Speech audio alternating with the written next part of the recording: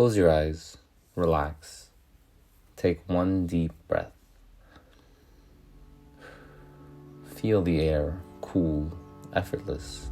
You barely notice it, but maybe you should. Wildfires continue to choke the air across the East Coast. COVID-19 is primarily transmitted through the air we breathe.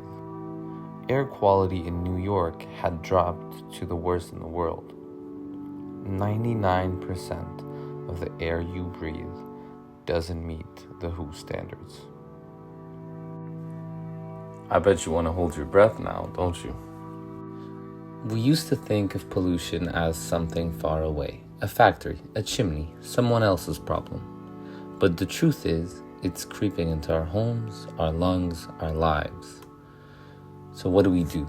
We build machines, we seal our homes, we sell air in cans, we fight nature with steel and plastic. But nature has always had its own answer. The forest filters, the soil absorbs, even the air remembers how to clean.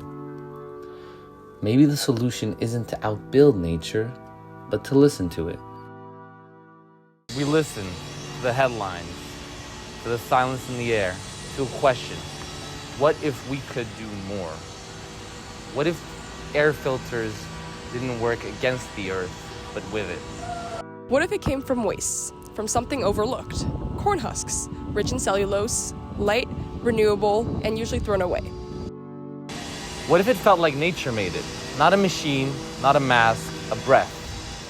But to move forward, we had to understand where air filtration came from and why it hasn't moved with the times. Air filtration made huge leaps in the 20th century, from wartime defense to industrial safety. But the core technology hasn't changed much. Many filters today still built from designs from over 100 years ago. Plastic-based, energy-intensive, disposable, it works, but it's wasteful. We saw an opportunity not just to improve performance, but to rethink the system entirely. It wasn't about competing with what exists. It was about asking what else is possible.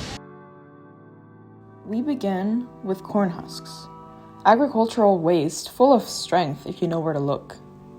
We broke them down to cellulose, then we built them back into something new.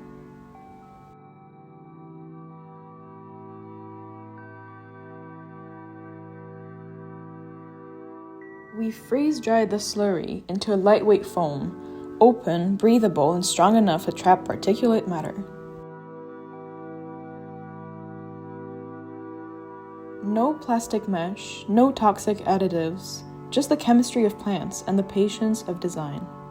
Respire is still in development, but every step brings us closer to a filter that works with nature and not against it. We didn't just want to make an air filter. We wanted to reimagine what an air filter could be.